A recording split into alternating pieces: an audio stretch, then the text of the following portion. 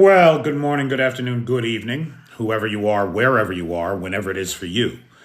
For me, it is just past midnight on Friday, April the 18th, 2025, which makes this the news for Thursday, the 17th of April, day 1149 of Vladimir Putin's war of aggression against the people of Ukraine.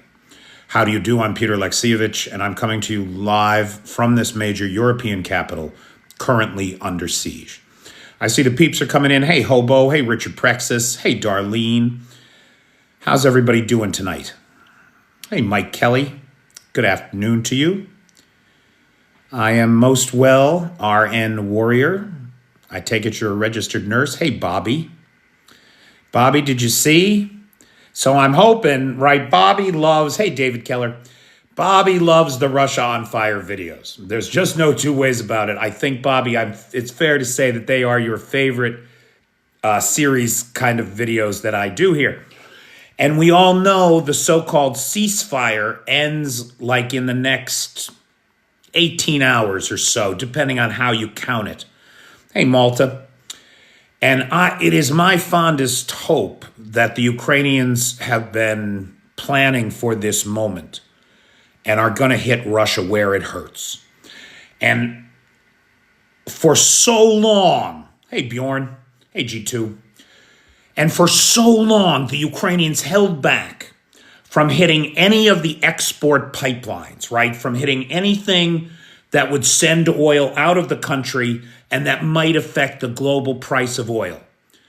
They don't have to worry about that anymore. Global oil prices are crashing. Production is up in Norway, Venezuela, Brazil, and Saudi Arabia. On top of that, Trump's tariff worries are driving the price of oil down into the toilet. There is no reason now why Ukraine shouldn't hit the export pipelines.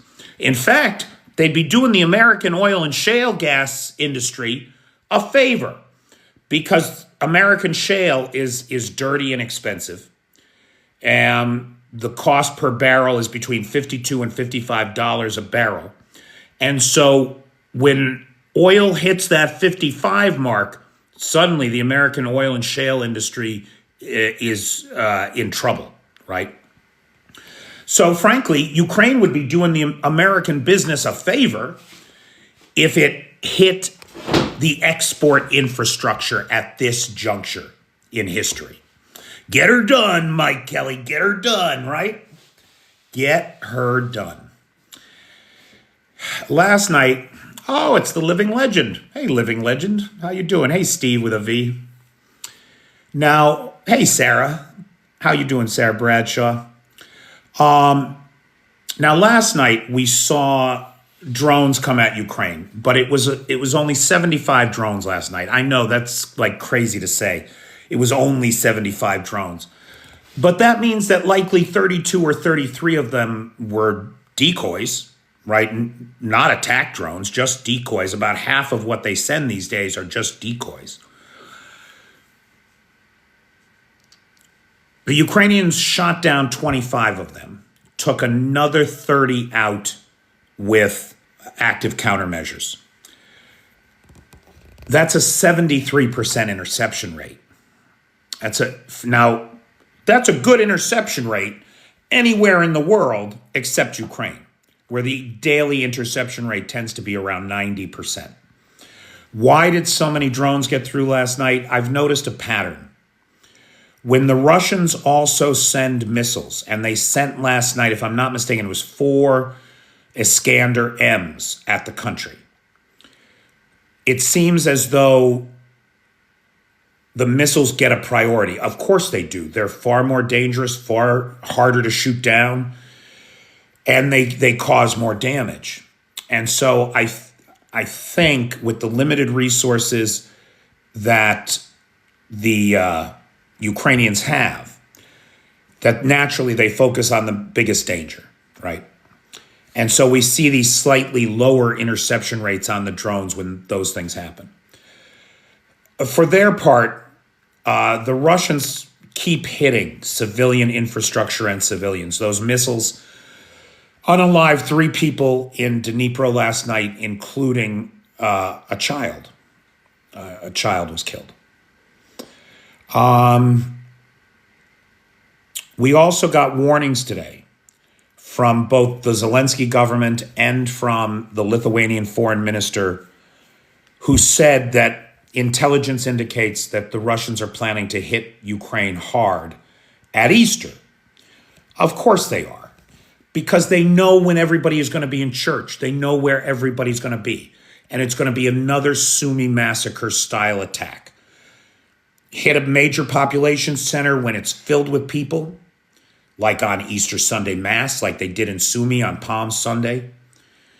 And then 42 minutes later, send another missile, double tap, and hit police, fire, ambulance, first responders, as well as the local civilians that have come out to try to help the wounded. Pure evil and a war crime in every way. Hey, everybody. Hey, Lars, what nickname have the trolls given you? I'm interested in this. What are they called? What is your nickname for the troll that the trolls have given you? Hey, Courtney Davis. Hey, Tom. I'm curious about that. Now, somebody had asked last night about F-16s and Mirages hitting the front lines of Ukraine. Hey, Mad Mike. And they are. They are. Now, this is important, I think, to understand. As I understand it, adding a high Jedi, is that supposed to be Jedi or is it Jedi? What's a Jedi? I don't know what a Jedi is. I assume you mean Jedi. That's funny. Yeah, you are a Jedi kind of man. So, as I understand it, hey, Chris Carter. As I understand it, adding a new high-tech capability to your armaments and integrating it into the warfare is not an easy thing to do. The F-16s have been flying now in Ukraine for nearly 10 months and focused on one job: clear the skies, keep the skies free of missiles and drones, right? And Russian aircraft. Fly the skies. That's been their mission. In November, December, January, February, almost every day I was on here reporting that another Russian air defense system had been taken out. The Ukrainians were systematically, for the last 4 months, hitting Russian air defense, hitting Russian air defense, hitting Russian air defense, all along the front.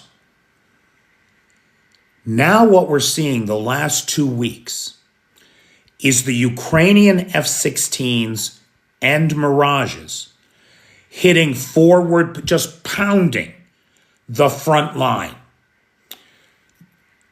It appears that of the 19 hits that the F-16s and Mirages have hit against the front line in the last 2 weeks, they've mostly been about troop concentrations because the Russians are getting ready for their summer offensive or spring offensive. And so they're accumulating troop concentrations at the front. And they've been getting pummeled by the Ukrainians, apparently in an effort to stop the counteroffensive before it begins. And that makes sense, right? In addition to troop concentrations, what we're seeing them hit are drone operator centers, drone launching centers.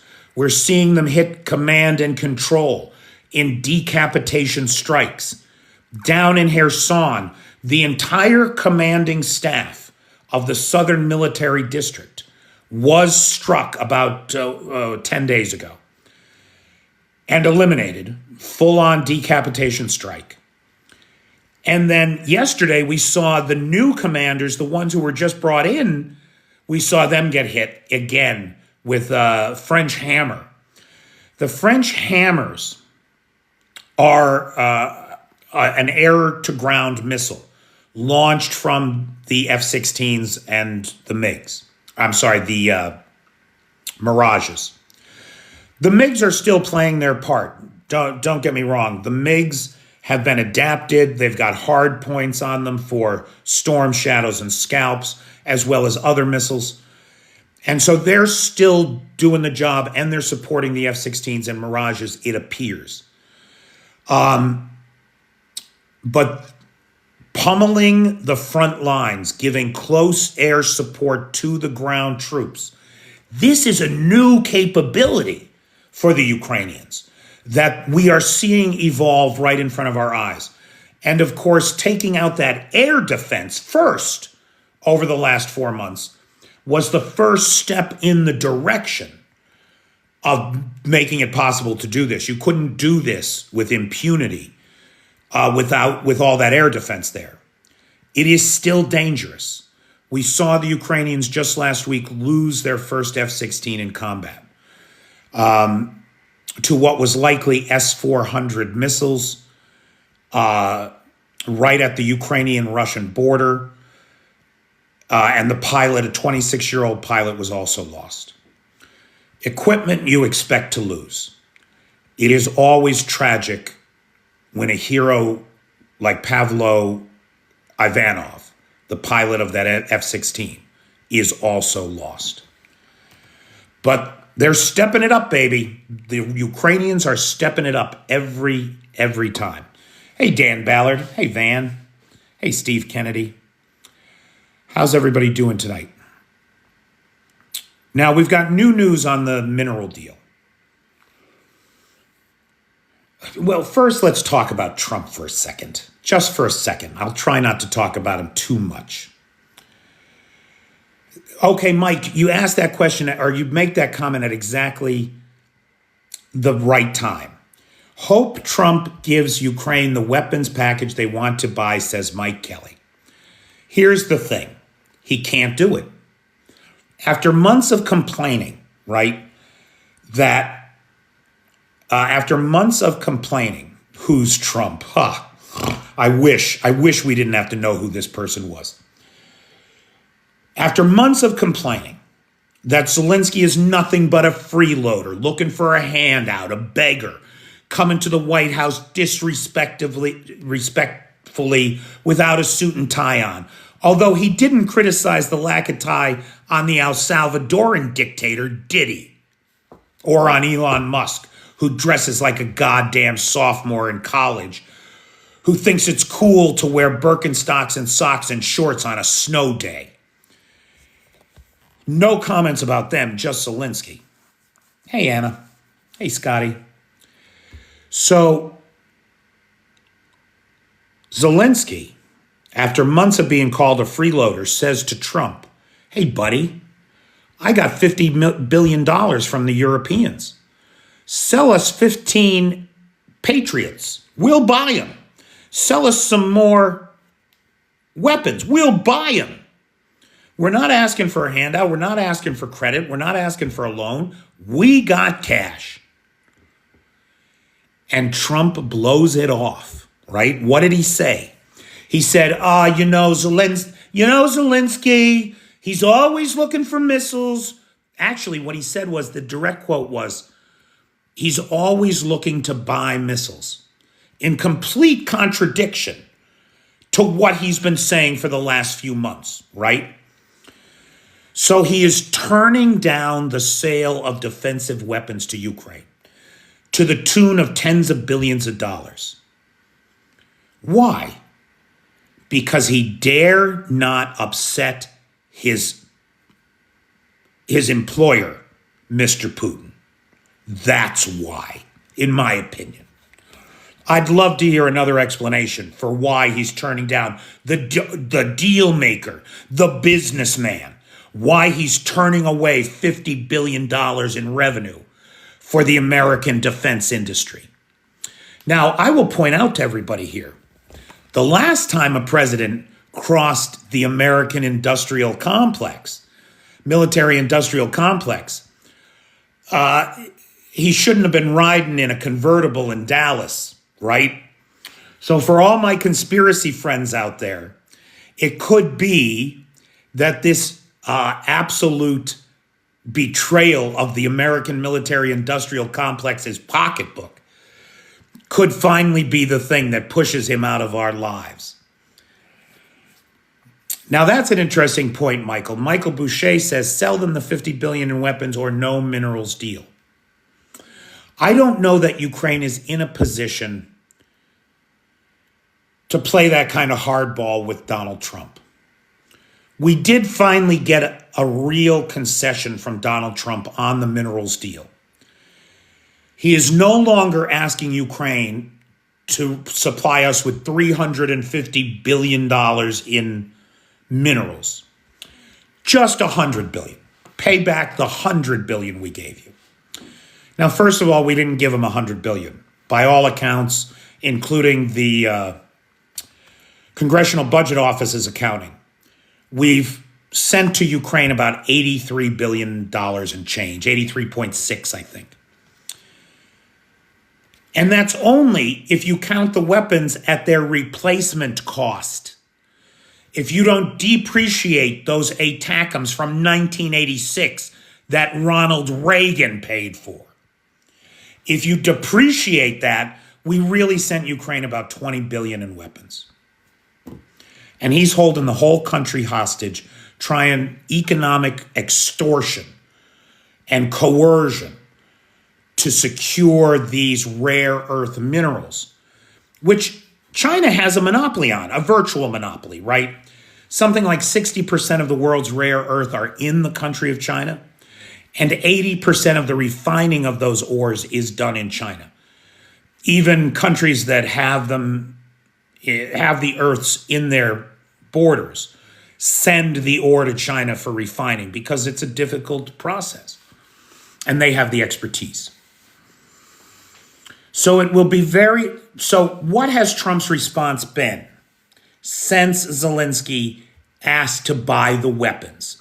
A, no comment on actually selling them, which is crazy. And B, today, are you ready for this? Did you see this? Trump said the words, Ukraine's not important.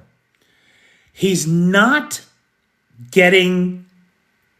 He is not getting his way. So what has he done? He's saying that it's not an issue anymore. That's what he's doing. He's saying it's not an issue anymore. Because he doesn't have the capacity to deal with real issues. Only to bully others. Now, look, you may not believe that Donald Trump works for the Kremlin. I happen to believe it. Hey, Poppy Josh. Hey, Michael. Now, he definitely doesn't have the capacity to deal with the truth. That's for sure, Low Red. Now, you can believe that Donald Trump is an independent thinker who speaks his mind and he doesn't work for the Kremlin. He's not in Putin's pocket. You can believe that. But then you have to come up with an explanation for why everything he does benefits Putin. With one exception, his tariffs. The tariffs are a cornerstone of his grift. The tariffs are intended to wreck the global economy, plunge us all into a recession, so that with their $5 million gold card visas, he can invite his billionaire friends in, the Russians, the Saudis, the Chinese billionaires. Invite them into the United States and sell it off wholesale in the greatest fire sale in history to enrich his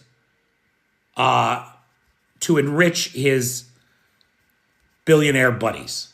He bragged about how much money the Wall Street people made when he said he wasn't going to implement the high-end tariffs. Even though that seemed to distract everybody from the fact that he did implement a 10% tariff across the board, except against Russia. Russia didn't get a tariff. Everybody else in the world got tariffs. Again, why? To lead us into global recession.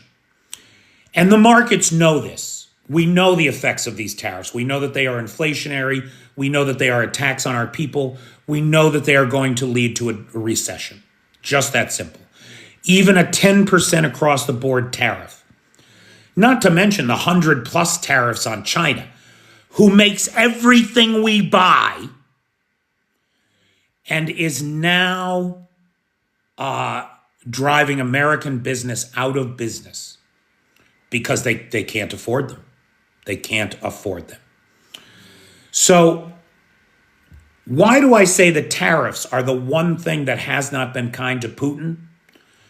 Because the fears of global recession are driving a crash in the oil markets. Now, it's not just the fear of global recession, right? We're seeing increased production from Norway. Thank you, Lars, and everybody. Is Arne here? Arne, who is the sponsor of tonight's live. Thank you, Arne. Who is also Norwegian. The Norwegians have increased oil production. The Saudis have increased it. The Venezuelans have increased it. So there's more oil on the market. The price is collapsing. Michael, there's some doubt as to the authenticity of those documents, just FYI. That's why I'm not talking about it at all tonight. Okay, but Michael, for your information, there's some doubt as to their authenticity. Okay. What we are seeing is a global crash in oil prices. Brent crude is down to $63 a barrel, I think. 63.71 was the last number I saw. While Urals crude, Russian oil, is trading well below the price cap. The last number that I saw out of the port at Murmansk was $53.67 a barrel. Every $10 reduction in barrel prices costs Russia $17 billion a year. They're staring down the barrel, no pun intended, of a $51 billion reduction in income from oil sales in 2025. Oil sales that today make up about 1/3 of Russia's economy. I will remind everybody that 4 years ago, before the war, oil revenues were 2/3 of the Russian economy. Huge, huge. What else is happening in the world today? Russia is on fire. Russia is on fire, period. End of conversation. Not the oil business, but rather the home of the 448th Missile Brigade, which we saw hit yesterday, and then the home of the 112th Missile Brigade, which we saw hit yesterday and today. Now, again, the 448th and the 112th Missile Brigades of the Russian Federation forces are believed to be responsible for the Palm Sunday massacre and very likely have been tasked with the Easter strikes that are expected to come into Ukraine. Yesterday, we saw the offices and barracks of the Russians hit by drones, with likely a dozen servicemen unalived in those attacks. Today, it appears that the Ukrainians hit the headquarters of the 112th storage, the hardened missile storage locations. Hit the headquarters of the 112th storage, the hardened missile storage locations, trying to take out those Iskanders, trying to reduce the stockpiles of ammunition that the Russians have available to them. And so big explosions in Ivano, Russia. Now, the thing about this is that it was a daylight attack, just like yesterday. And Ivano, Russia, where the 112th is headquartered, is on the other side of Moscow. It's northeast of Moscow, 500 miles from Ukraine, 800 kilometers. That means that those drones had to fly past Moscow to get to the targets. What air defense doing? What air defense doing? Where air defense?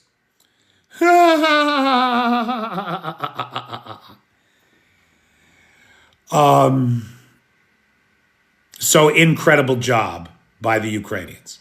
Absolutely incredible job.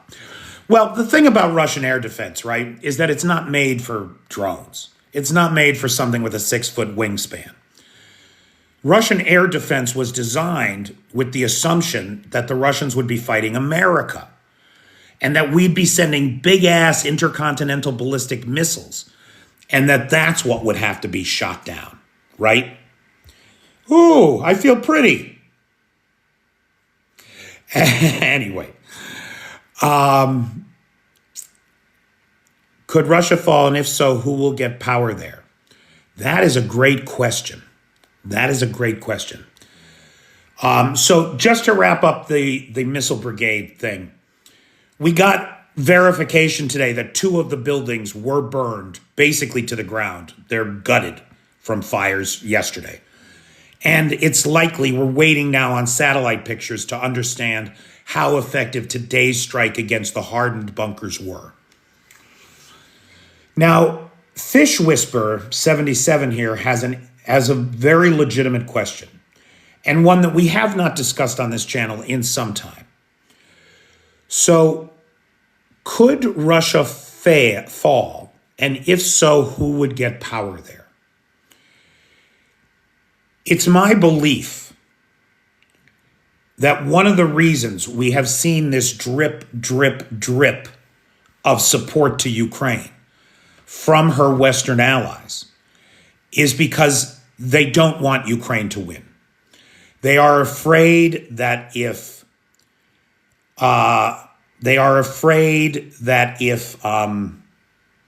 Russia falls, Russia loses, the Russian Federation will collapse. It is my opinion that that is inevitable now. It can't be stopped. It doesn't matter what anybody does. Russia has broken itself on the boulder of Ukraine, and there's no coming back from it. The Soviet stockpiles of weapons are gone. Russia cannot keep up with replacing the equipment it is losing every day. He wants to, Magnus.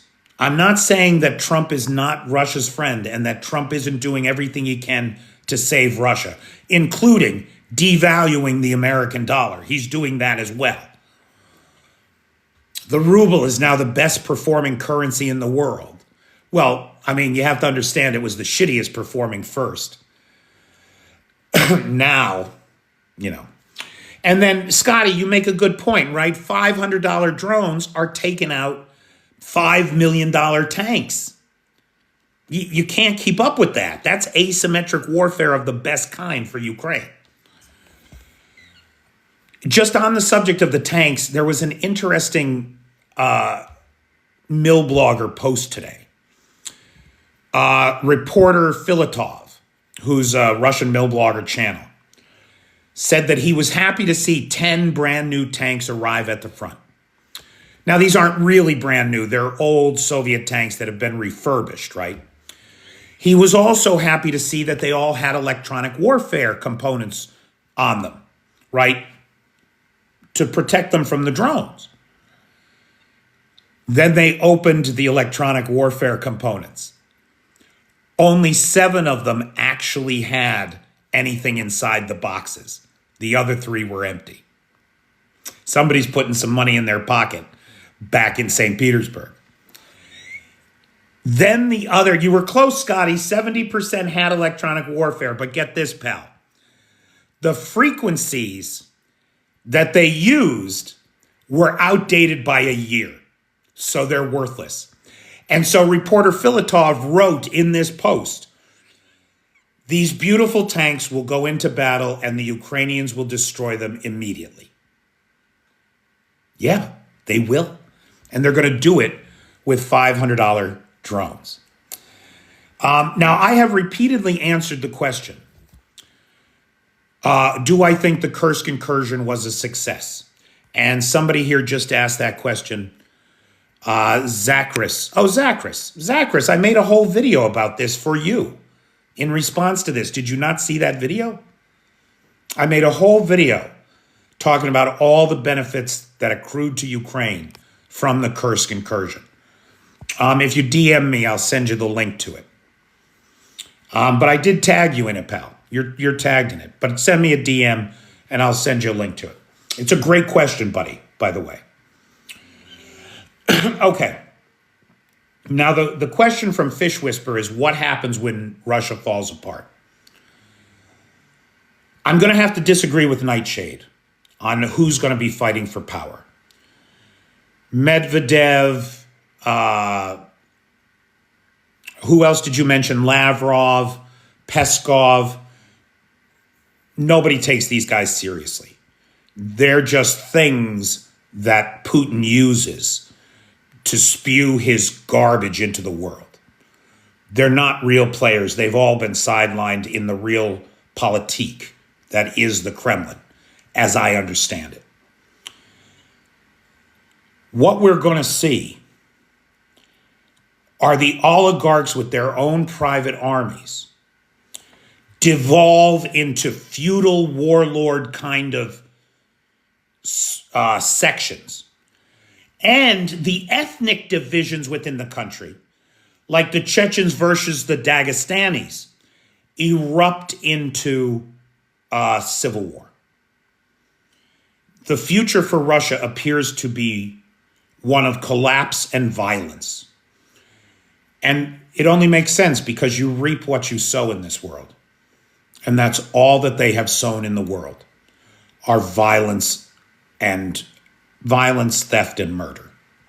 So, I know, Sergey, I know.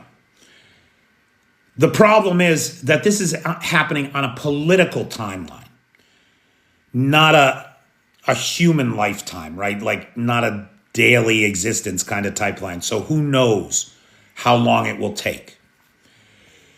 Russia has deep pockets, boy.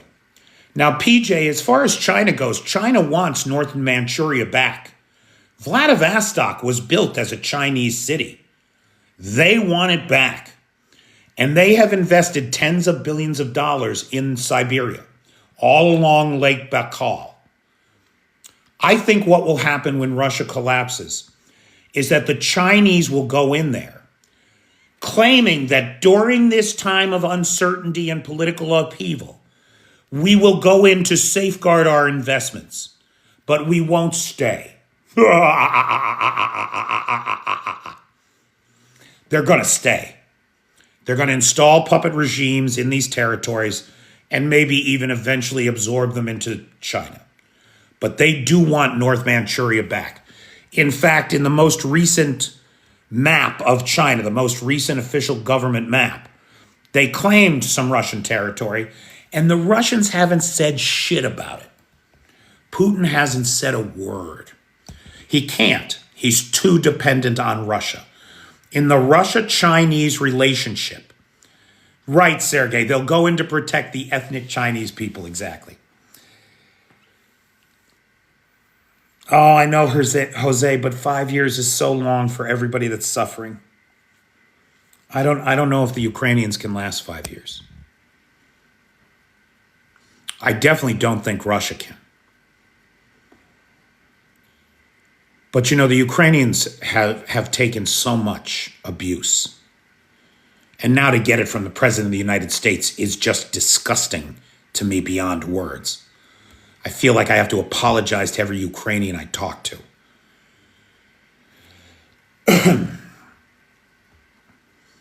I'm with you, Mike Kelly. Send Putin and Trump to El Salvador. But I do think, Jose, that you're right. I don't think Russia has 5 years left. I really don't. Anyway, I didn't say I actually do. I just said I feel like I have to. Although I actually did the other night. I was doing some comedy at the Underground Stand-Up Club. And I started out this way. I'm like, I'm Peter Alexievich. I'm an American. How about a thank you, huh? You bunch of ungrateful European freeloaders. They got it. Everybody laughed. And then at the end, I did say, as an American, I'd like to extend my most sincere apologies to everybody here. That also got a laugh. Anyway. We talked about that. Now, you've got two tools. Well, you've got three, really, because you got Orban, too, but he's not in the news right now. Well, you know, Dave Abbott, we might see that coming up here soon. The Ukrainians asked Europe, they needed 400 million euros to increase missile production. And the Europeans just came up with 586 million. And as I understand it, that's all going into building these hybrid missile drones that have 1,000-kilometer range that can hit Moscow. Well, that was fast, Zachris. All right, pal. So I hope that answered your question. If you have a follow-up question, feel free to ask it here. Now, inside of Europe.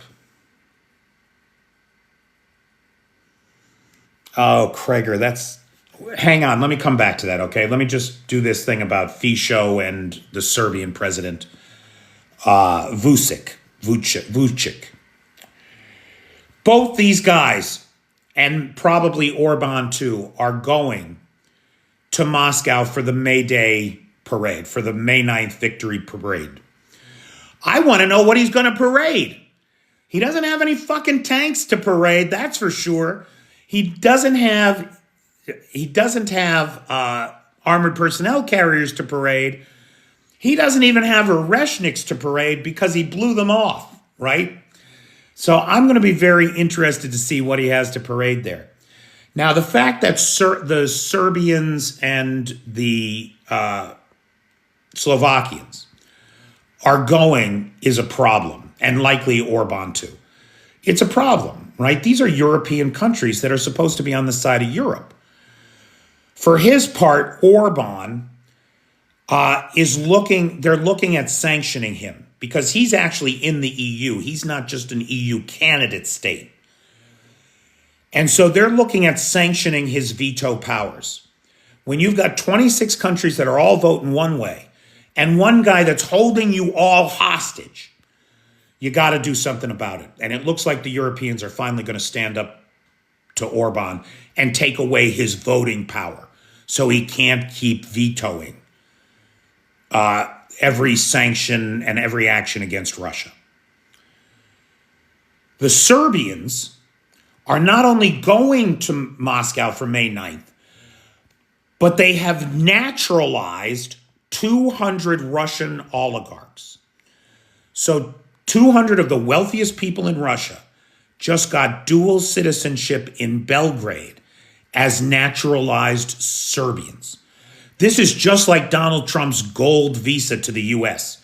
It doesn't matter who you are. If you got $5 million, we want you here because I'm going to crash this economy, and you'll be able to buy up America at wholesale prices, my billionaire friends. That's what's going on here.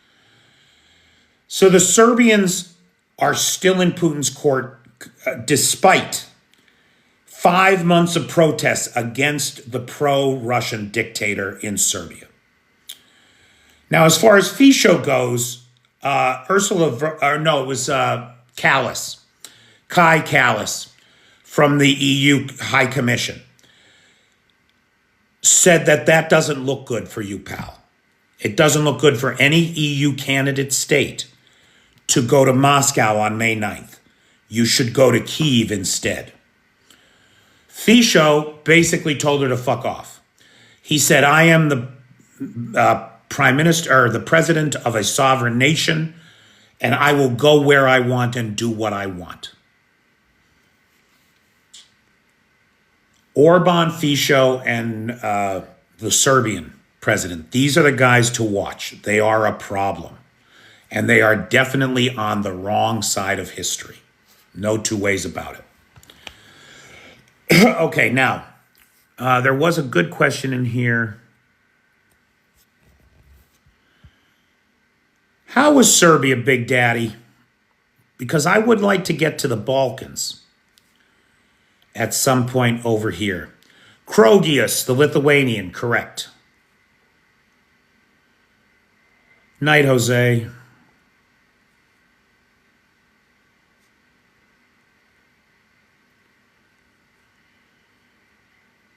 Using Slovakian military equipment for the parade. It's old Soviet stuff, sure. David Abbott, my laugh is not evil. It's diabolical. Okay, I'm sorry. There was a good question in here, but oh wait. But some Ukrainian analysts said while the Kursk attack reached its goal, it was too costly. Could be. Could be. I am not a military analyst. I don't have a military background. I listen to these guys, and the consensus opinion among the guys that I listen to is that the overall benefits for Ukraine far did outweigh the suffering and loss of life among the Ukrainian armed forces. It's a cold, hard calculus to have to make. And I'm glad that I don't have to do it. I couldn't do it. Hey, Jedi. Oh, Maloney, right? Maloney. So, dude, Maloney is a tough one, right? She's been pro-Putin. She's hard right. She's been pro-Putin, but she's been pro-Ukraine too. Honestly, I don't think Trump is going to take her seriously. She's a woman, and she's not unattractive. For Trump, that's going to be as much as he sees. He's probably going to patronize her a lot, tell her what he wants her to do, and expect that she's going to do it. I don't think much more is going to come out of that meeting than that. Maloney has a crush on Zelensky. I cannot speak to that. I don't know anything about that. No, Kreger, I don't think we really can. Netanyahu doesn't have any impact on Ukraine, so I don't discuss him. This is a Ukraine discussion. Now, we got word today. So yesterday we heard Peskov threaten Germany over the Taurus missiles. Today, we got word that the UK is supporting Germany's move to send Taurus missiles. And so that's good news for everybody that supports Ukraine. At the same time, the Ukrainians, the Americans, the French, and other European leaders are meeting in Paris to plead Kyiv's case to the U.S. delegation, especially the credulous, naive, Putin puppet, Witkoff, who is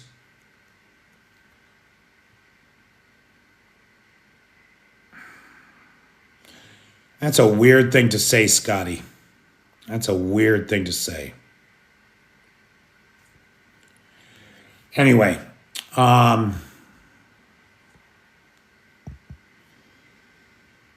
they're all meeting in Paris to plead Ukraine's case to the Americans. The Americans are a real problem under Donald Trump, boy. You don't know which way the wind is blowing with these bastards. And it is certainly, they don't demonstrate any competence. Witkoff has no real diplomatic experience, and the Russians are playing him like a fiddle.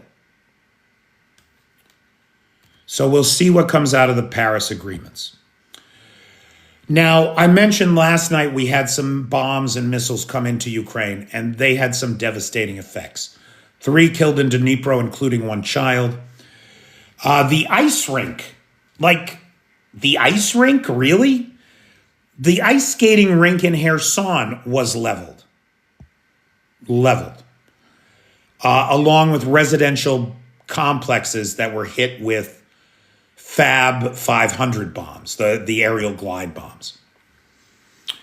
Kherson, much of Kherson city is within artillery range of the Russians. So every day, the Russians are just systematically leveling the city of Kherson. And then today we saw all these massive rocket and missile attacks on the city, including the destruction of the ice rink. Okay.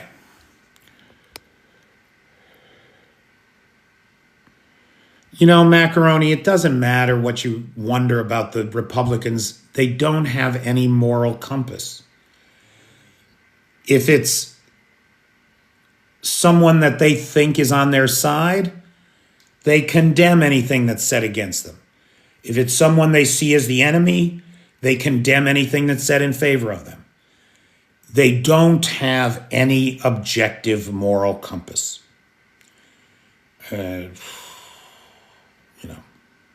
So I don't know what you do with people to whom facts are irrelevant. Because let's face facts. For these people, facts are irrelevant. Now, I want to thank again the sponsor of tonight's live, Arn. I want to thank the sponsor of last night's live, James Boudreau, your transport driver, and the sponsor of tomorrow night's live, Darren Gallagher. So thank you guys so much.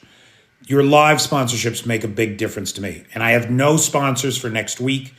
If anybody is in a position to sponsor a live next week, the PayPal is in the description. Now, I also want to thank Lars, who has the Discord server, Nightshade, who has the Peter's Peeps group, and the moderator team, some of the best moderators on the Tickety Talk. And now we have open Q&A. So any questions that anybody has, comments, points of observation, happy to indulge them. Opinion on the F-16s that are fighting in Ukraine. I have heard mixed results from analysis.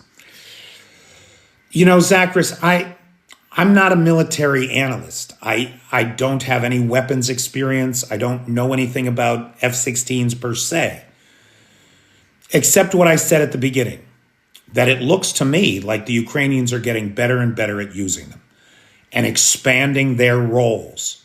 So now they're not just clearing missiles from the sky, they're pummeling Russian frontline positions.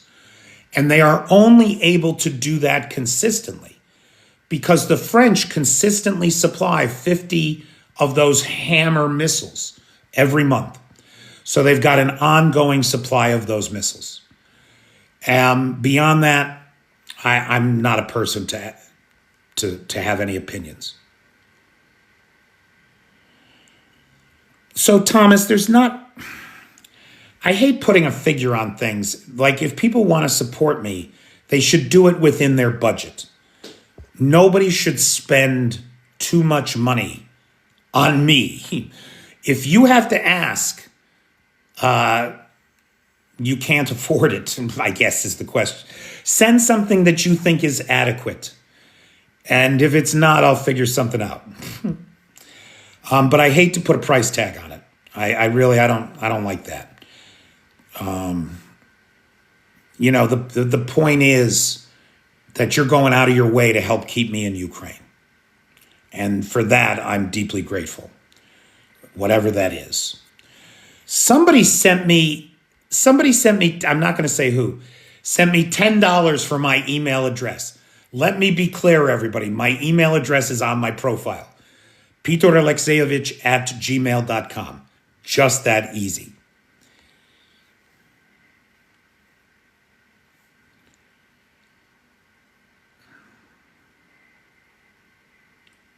Thank you, Thomas. I sure appreciate it. How much do you think having the Taurus will help Ukraine after receiving them? I think that from the analysts that I've read, the tandem warhead that the Taurus has, the first part of it, the first warhead, the bunker buster, That's 3 times the size of a Scalp or Storm Shadow bunker buster. So it can go through like 6 more feet of concrete than the Scalps and Storm Shadows can, and then deliver its tandem explosive, the one behind the main one, to destroy what's ever inside the hole it just made. My understanding is that that's what you need to take out a bridge like the Kerch Bridge. And so I think probably one of the first things that will happen with those. Now, look, I trust the Ukrainians to prioritize their targets with the limited stocks of weapons they have. So if they choose other priority targets, command and control, hardened bunkers, that sort of thing, I trust them that that's the right decision. However, I do think that at the top of the priority list is the Kerch Bridge. And once the Kerch Bridge goes down, that is going to be a huge boost to Ukrainian morale and a huge detriment to Russian morale. It is going to embarrass Putin to no end. It is going to make him appear weak. And you know what the Russians do with weak leaders? They eat them alive.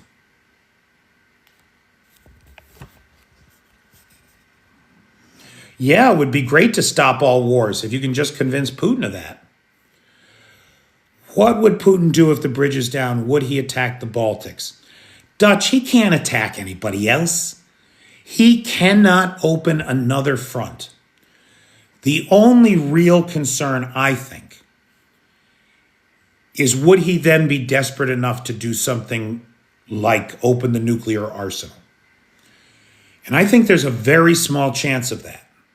The analysts that I listen to tend to agree there is very little chance of that. But the guy's got 6,000 nukes. It's still a concern, right? You back a rat into a corner, he's going to bite. And if that's all the teeth he has left, it's not impossible. I think maybe. Now, look, this is all speculation. I do not know this to be true. It has not been reported anywhere. But I ask myself the question, why would MERS not send Taurus if the UK and French don't approve it? And the only explanation I can come up with is, if the Russians or if the Ukrainians take out the Kerch Bridge, MERS is worried that Russia might try to bomb Berlin or nuke Berlin or something like that. And he wants to know in this uncertain time when you cannot count on the US that the UK and French nuclear umbrella is extended to protect Germany. Now, I could be totally wrong. It might not have anything to do with that. He might not have that fear. But I ask myself, what's the one thing that the UK and the French have that the Germans don't? That's nukes. So I definitely don't think the Russians are in any position to open up another conventional front anywhere. Anywhere. Do you think...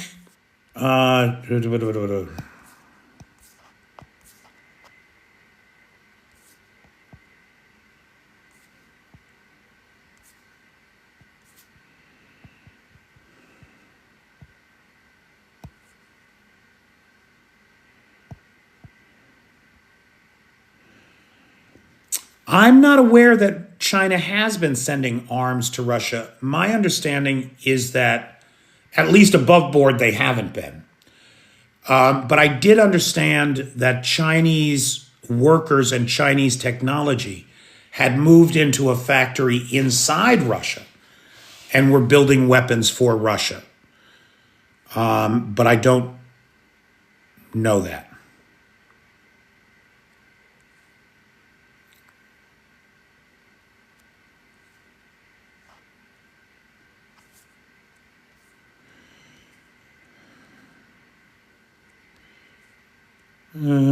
Let's see.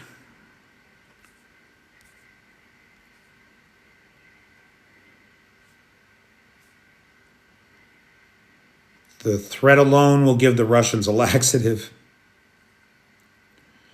Do you think Trump still wants the mineral deal as bad now that his buddy Elon is losing his favor? Trump is only interested in his own grift. That's the bottom line. Does it line his pockets? And the mineral deal would line he would figure out a way to make it line his pockets, you can be sure. So I think he does want it. And we're seeing a very Russian method of negotiation, right? Demand a maximalist goal. You owe us $350 billion. No, we do not. We won't sign anything that says that. All right, then you just owe us $100 billion. When they owe you nothing. They owe us nothing. We owe Ukraine. Ukraine is on the front line defending Europe and the West from the march of totalitarianism. We owe Ukraine, not the other way around. So he softened his position and he's only asking for $100 billion back on the $20 billion in weapons that we sent them, realistically. To me, that's outrageous extortion. And I hope the Ukrainians don't sign the deal. I hope they work out a better deal with the Europeans. Honestly, I do. However, I do want to say that if the Ukrainians sign that deal, as one of the members of parliament here recently suggested they would, I trust them that they've made it a good enough deal for themselves. And let's hope that that's the case.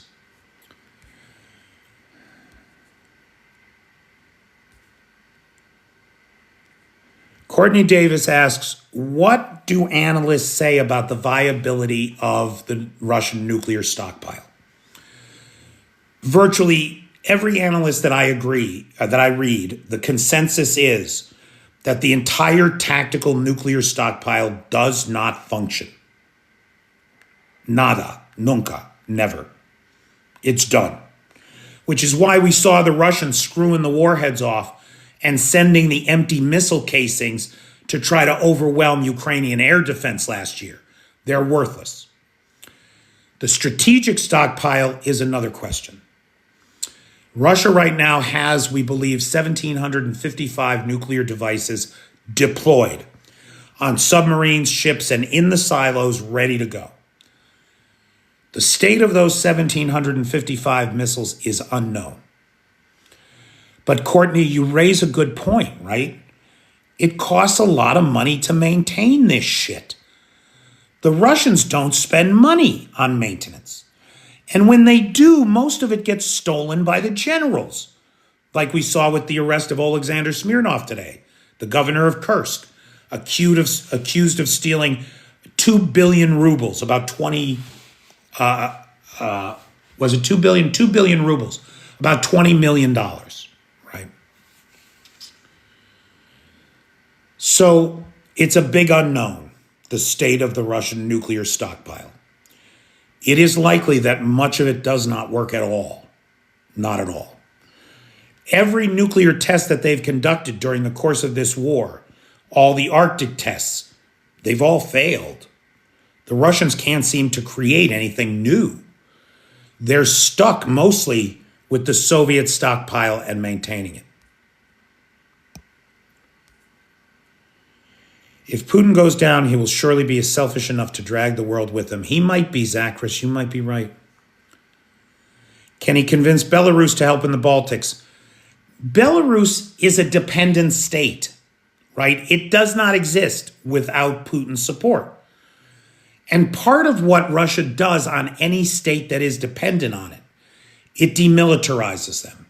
It makes sure that they have no weapons, no equipment, no real army, which was the state of the situation here in Ukraine in 2014. They make sure that they can't defend themselves. So they have to count on the Russians for defense.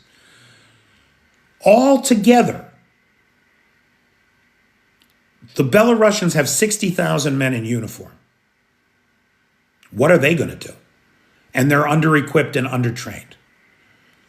It's not likely that Belarus will come to Russia's aid in a war, or if Russia opens another front, because it'll be the end of Belarus.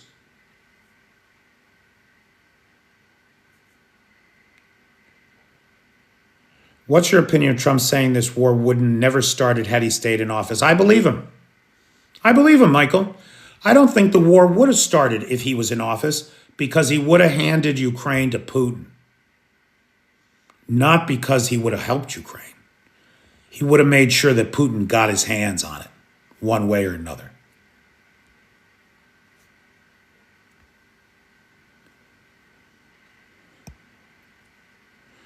Yep, Brian, I tend to agree with you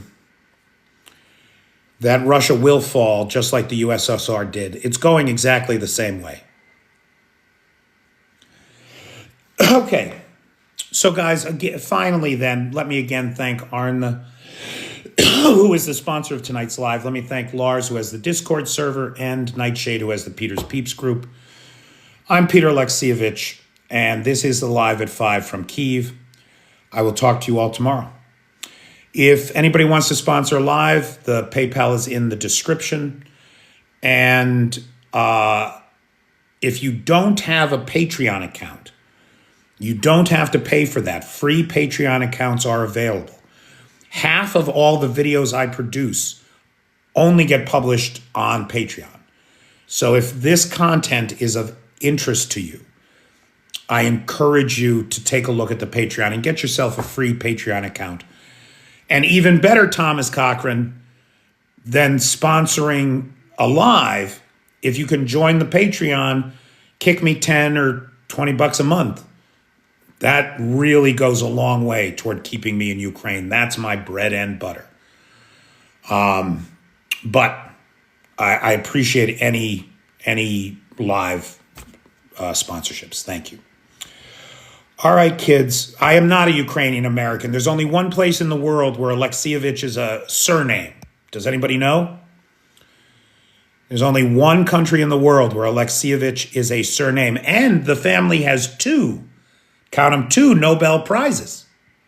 Right? Nobody I know. But Belarus, Nightshade, thank you. Belarus.